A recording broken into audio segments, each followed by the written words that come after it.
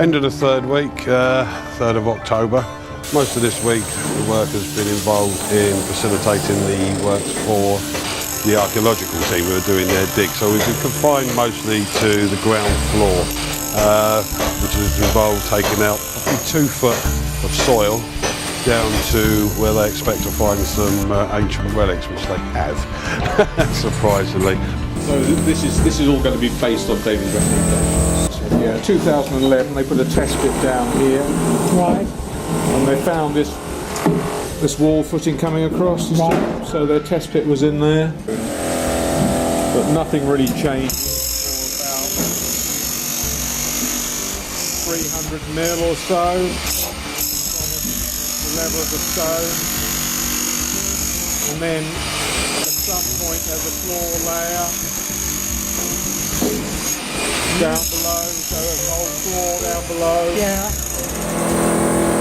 So we've not reached that yet. These were all pretty late, these layers. All right. First 350 mil or so. This is the footing for the cross passage. All right. And these are the successive floor layers, which there only seem to be 2 of. All right. There's a sort of a loose earth floor overlying a compacted clay floor. Yeah. Natural appears just at the base of the dig. Well, over the last few days we've been monitoring the reduction in the floor level in the 2 ground floor rooms. So this is the main room. So the original padwell floor has been lowered by about 625 mil. And the most interesting thing we've found is this hearth. So it's made up of packed tiles on edge. They're not ceramic tiles, these are probably Horsham stone tiles.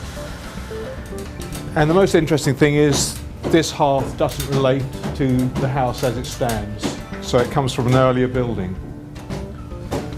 And also it's offset. We would expect the hearth to be central if this hearth related to this building. You can see the heavy burning all around it. The charcoal, the burnt clay. And just to the south of the tiled area, there's this small area of flagstones, obviously for some activity close to the hearth. It's unusual. It suggests that there was something fairly substantial going on close to the hearth, perhaps something of a light industrial nature, but we haven't actually identified anything to tell us what that might be. The other things of interest in this room is the line of a wall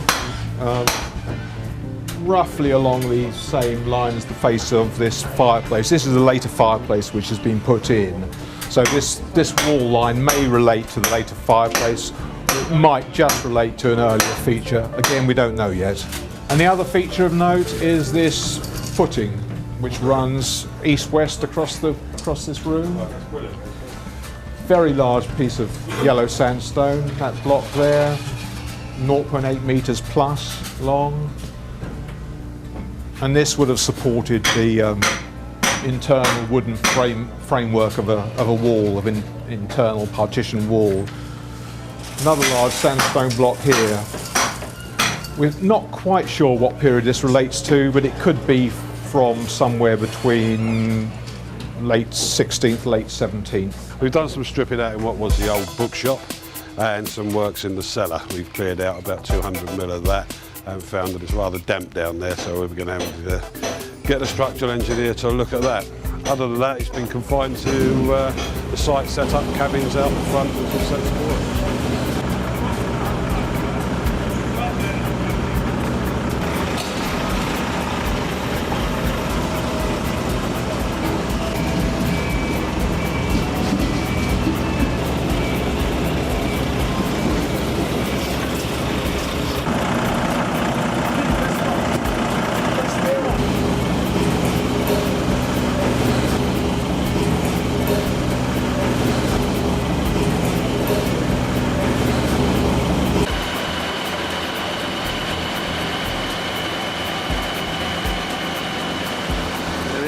Looking in some of the site cabins.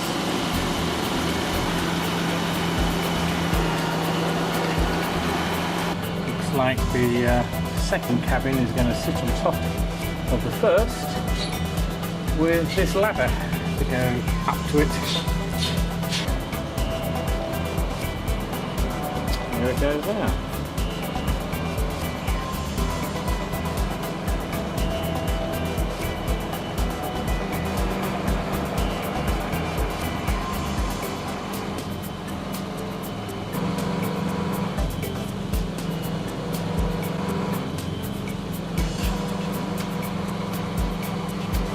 Are they going to get it the right way round?